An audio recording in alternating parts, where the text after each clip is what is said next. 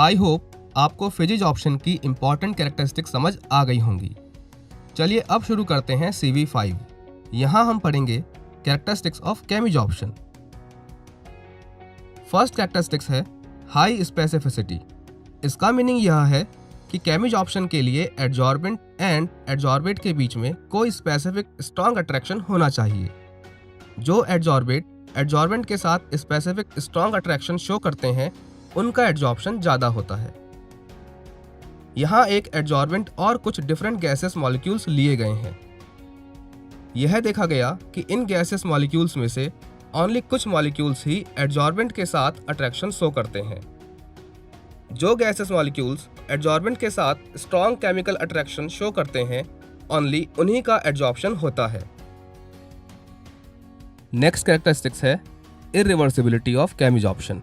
जब एडजॉर्बेंट के सरफेस पर एडजॉर्बेंट मॉलिक्यूल्स का केमिकल एडजॉर्प्शन होता है तो एडजॉर्बेंट एंड एडजॉर्बेट के बीच में स्ट्रॉन्ग केमिकल बॉन्ड्स बनते हैं। इस स्ट्रॉन्ग केमिकल बॉन्ड की वजह से एडजॉर्बेंट मॉलिक्यूल को एडजॉर्बेंट के सरफेस से रिमूव करना बहुत डिफिकल्ट होता है। इसीलिए केमिज ऑप्शन जनरली इरिवर्सिबल होता है।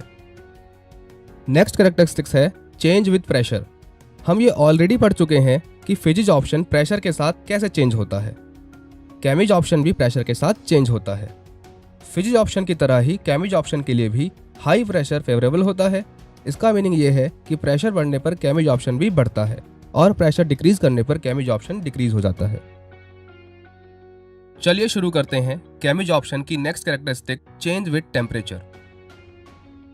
यहाँ हम देख सकते हैं कि एट लो टेम्परेचर एक एडजॉर्बेंट के सरफेस पर कुछ एडजॉर्बेंट मॉलिक्यूल्स एडजॉर्ब हुए हैं। जैसे ही हम टेम्परेचर को बढ़ाते हैं तब हम देखते हैं कि एडजॉर्प्शन पहले के कंपैरिजन में इंक्रीज हुआ है। अब यहाँ ये क्वेश्चन अराइज होता है कि इनिशियली टेम्परेचर को बढ़ाने पर केमिकल एडजॉर्प्शन इंक्रीज क्यों हुआ।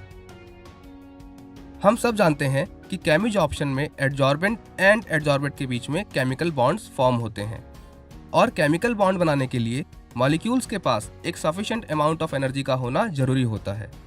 इसीलिए जब इनिशियली टेम्परेचर को इंक्रीज किया गया तो उस टेम्परेचर ने मॉलिक्यूल्स की एनर्जी को बढ़ा दिया, जिसके कारण ज़्यादा से ज़्यादा केमिकल बॉन्ड्स बने और एडजॉर्प्शन इंक्रीज हो गया। अब अगर टेम्परेचर को और थोड़ा बढ़ा दें तो एडजॉर्प्शन डिक्रीज हो जाता है।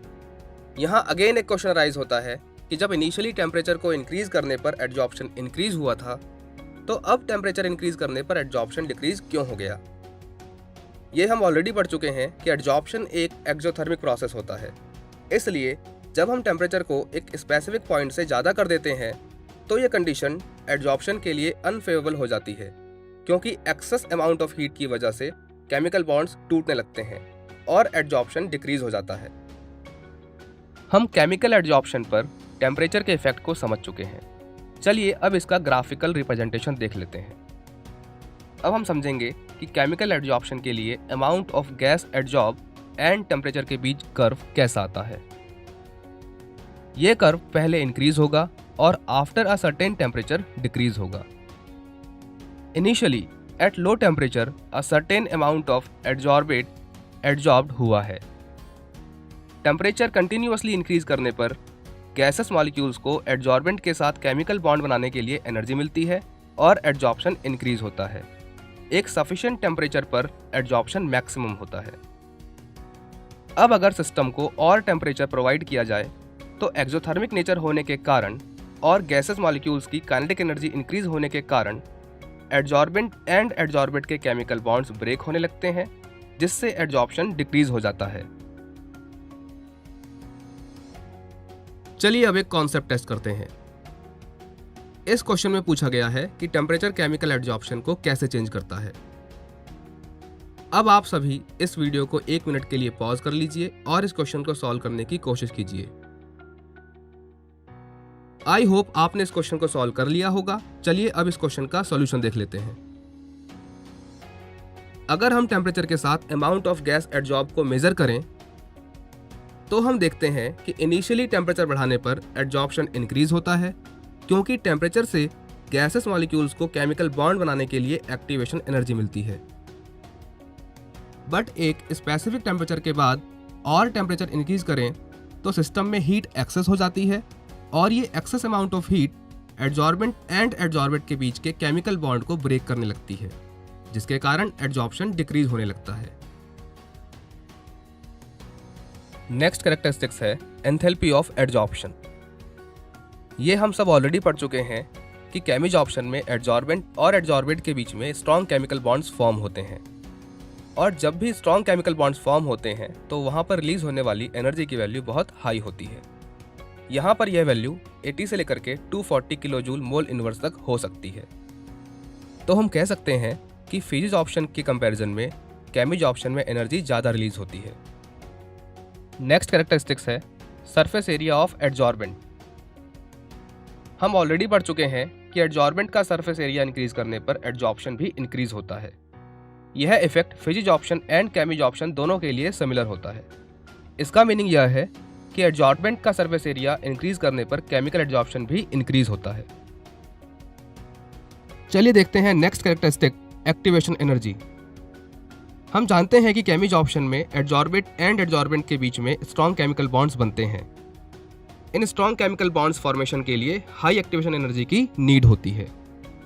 इसलिए हम कह सकते हैं केमिजॉर्प्शन के केस में एक्टिवेशन एनर्जी की जो वैल्यू होती है वो फिजिजॉर्प्शन से ज़्यादा होती है। नेक्स्ट कैरेक्टरिस्टिक्स है यूनिमॉलिक्यूलर एडजॉर्प्शन। केमिजॉर्प्शन में ओनली एडजॉर्बेंट एंड एडजॉर्बेंट के बीच में केमिकल बॉन्ड फॉर्मेशन होती है, इसलिए एडजॉर्बेंट मॉलिक्यूल्स की लेयर के ऊपर और कोई लेयर नहीं बनती है। हेंस केमिजॉर्प्शन में यूनिमॉलिक्यूलर लेयर फॉर्मेशन होती है।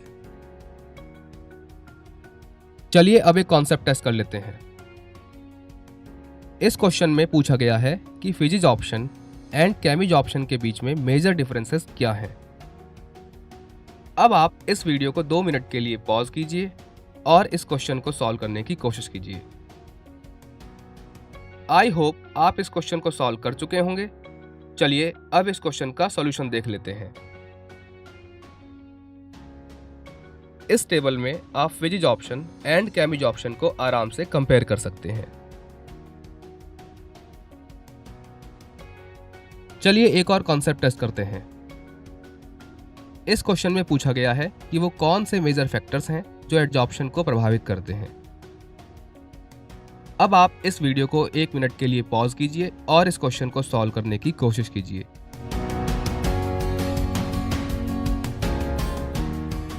आई होप आप इस क्वेश्चन को सॉल्व कर चुके होंगे। चलिए अब इस क्वेश्चन का सॉल्यूशन देख लेते हैं। एडजॉर्प्शन पर इफेक्ट डालने वाले बहुत से फैक्टर होते हैं। Out of them some important factors are as follows. First is nature of adsorbent and adsorbate. Adsorption कितना होगा और किस रेट से होगा, यह एडजॉर्बेंट एंड एडजॉर्बेट दोनों के नेचर पर डिपेंड करता है। The second factor is surface area of adsorbent. हम ऑलरेडी पढ़ चुके हैं कि एडजॉर्बेंट का सरफेस एरिया इंक्रीज करने पर एडजॉर्प्शन भी इंक्रीज हो जाता है। The third factor is pressure. Pressure increase करने पर एडजॉर्प्शन भी इंक्रीज होता है। The next factor is temperature. Temperature का इफेक्ट एक्सप्लेन करते टाइम हमें इस बात का ध्यान रखना चाहिए कि हम फिजिजॉर्प्शन की बात कर रहे हैं या केमिजॉर्प्शन की। टेम्परेचर इंक्रीज करने पर फिजिजॉर्प्शन ऑलवेज डिक्रीज होता है। On the other hand temperature increase करने पर इनिशियली केमिजॉर्प्शन इंक्रीज होता है, but after a certain temperature अगर टेम्परेचर को और इंक्रीज किया जाए तो केमिजॉर्प्शन डिक्रीज होने लगता है। स्टूडेंट्स, आपने इस टॉपिक में अब तक जो भी पढ़ा उसकी कुछ इंपॉर्टेंट समरी आप यहाँ पर देख सकते हैं। यहाँ पर आप एनसीईआरटी के और वर्कबुक के कुछ क्वेश्चंस को सॉल्व करते हैं